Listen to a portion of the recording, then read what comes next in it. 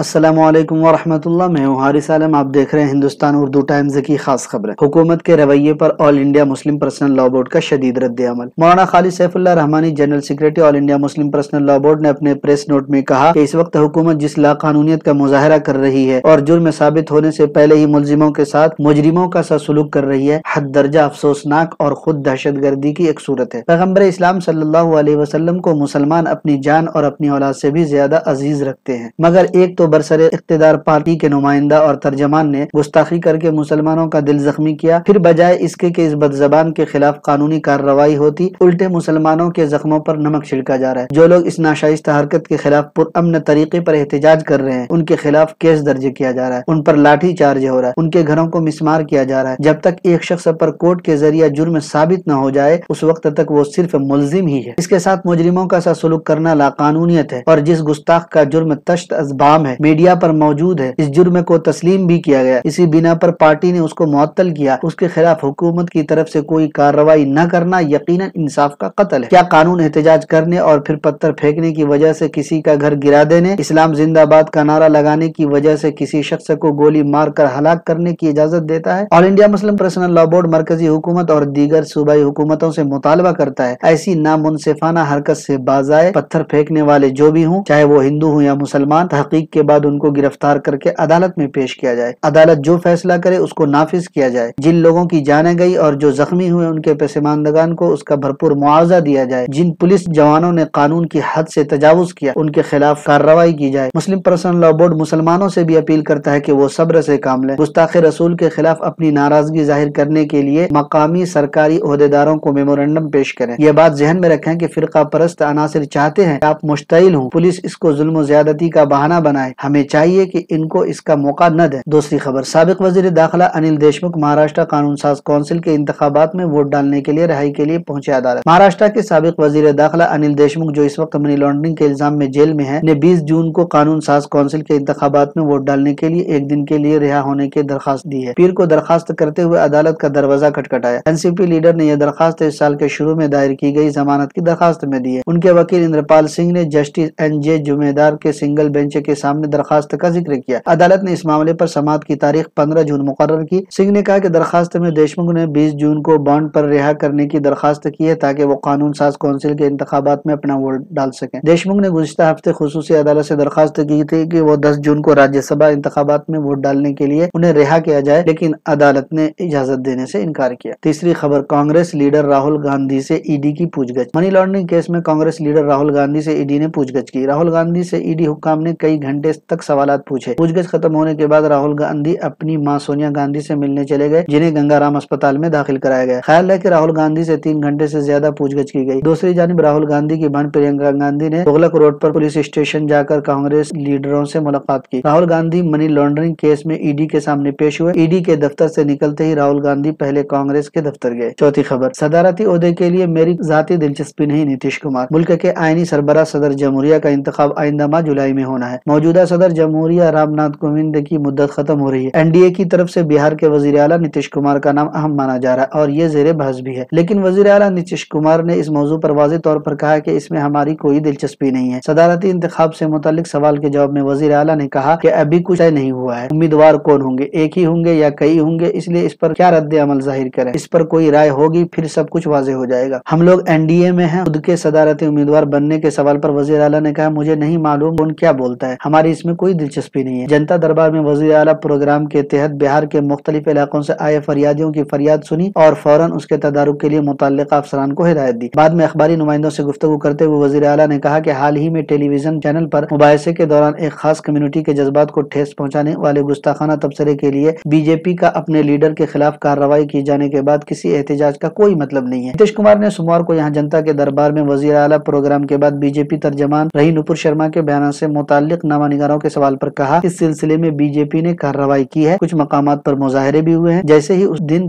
مجھے اس طرح کا واقعہ معلوم ہوا، میں دوسری چیز کا ریویو کر رہا تھا، لیکن اسے چھوڑ کر میں نے فوراً چیف سیکریٹری سمیت انتظامیہ کے اعلیٰ افسران کو طلب کیا اور کہا کہ فوراً اسے دیکھیے اور بہار میں کہیں اس طرح کی بات نہ ہو۔ اگر کوئی بات ہوتی ہے تو اسے سنجیدگی سے دیکھیں، اگر کسی نے کوئی بیان دیا ہے تو اس پر کارروائی ہوگی، اس کے بعد بھی کچھ ہو رہا ہے تو اس پر ضرور دھیان رکھنا چاہیے۔ انہوں نے کہا کہ کتنا بھی اچھا کیجیے، لیکن کچھ لوگ ہوتے ہیں جو جان بوجھ کر جھگڑا کروا करवाना चाहते हैं। बिहार में ऐसी कोई सूरत हाल नहीं है, सब ठीक है, नॉर्मल है। पांचवी और आखिरी खबर, जमीयत उलमा हिंद के वफद की मुजाहरे में शहीद होने वालों के अहले खाना से मुलाकात, हर मुमकिन मदद की यकीन दहानी। रांची में तौहीन रिसालत के खिलाफ हुए मुजाहरे पर पुलिस बर्बरियत का अंदोहनाक वाकया पेश आया, जिसमें डायरेक्ट पुलिस फायरिंग की वजह से 2 जवान शहीद हो गए, नीज 1 दर्जन से जायद जख्मी। इन तमाम हालात का जायजा लेने के लिए सदर जमीयत उलमा हिंद मौलाना महमूद असद मदनी की हिदायत पर जमीयत के वफद ने फसाद ज़दा इलाके हिंद पीढ़ी और गदड़ी चौक वगैरह का दौरा किया और पुलिस फायरिंग में शहीद होने वाले मोहम्मद मुदस्सिर और मोहम्मद साहिल के अहले खाना से मुलाकात की। इस वफद की क़यादत नाज़िम उमूमी जमीयत उलमा हिंद मौलाना हकीमुद्दीन कासमी ने की। 15 साल मोहम्मद मुदस्सिर हिंद पीढ़ी मोहल्ले का रहने वाला था। जमीयत के वफद ने उसके वालिद परवेज आलम से मुलाकात की और सदर जमीयत मौलाना महमूद असद मदनी साहब की तरफ से ताज़ियत की और कहा कि इस दुख की घड़ी में जमीयत के खुद्दाम उनके साथ खड़े हैं। गदड़ी चौक पर 22 साल मोहम्मद साहिल के वालिद मोहम्मद फजल भी जमीयत के वफद से मिलते हुए अबदीदा हो गए। उनके साथ भी हमदर्दी का मुजाहरा करते हुए वफद ने हर मुमकिन मदद की यकीन दहानी कराई। वफद ने अस्पताल में ज़ेरे इलाज मोहम्मद साबिर वगैरह से मुलाकात करने की कोशिश की, लेकिन पुलिस हिसार की वजह से मुलाकात मुमकिन न हो सकी। जमीयत के वफद ने इन तमाम मजलूमों के नुमाइंदगी करते हुए रांची के डिप्टी कमिश्नर श्री छवि रंजन से मुलाकात करके मरने वालों के अहले खाना को इंसाफ दिलाने और माकूल मुआवजा देने का मुतालबा किया। इस मौके पर मौलाना हकीमुद्दीन कासमी जनरल सेक्रेटरी जमीयत उलमा हिंद ने कहा कि अपने ही शहरियों को बिलखुसूस मुल्क के मुस्तकबिल नौ उम्र लड़कों के साथ गैर मुल्की दुश्मनी की तरह सलूक किया गया, जो इंतहाई अफसोसनाक और काबिल मजम्मत है। मज़ाहिरीन को रोकने के लिए और भी तरीके हैं, इन तरीकों को इख्तियार किया जाना चाहिए। कमर और सीने पर गोली चलाना महज बर्बरियत है। ऐसे मौके पर जमीयत उलमा हिंद ये मुतालबा करती है कि उन पुलिस अफसरान के खिलाफ सख्त कार्रवाई की जाए जो गोली चलाने के अमल में मुलविस थे। नीज मरने वालों के अहले खाना को माकूल मुआवजा दिया जाए और घर के किसी भी लायक मेंबर को नौकरी दी जाए। जमीयत उलमा के मुतालबे पर डीसी ने कहा कि वो उनके मुतालबात पर संजीदगी से गौर कर रहे हैं और हर मुमकिन तौर से मुतासिरा खानदानों की मदद की जाएगी।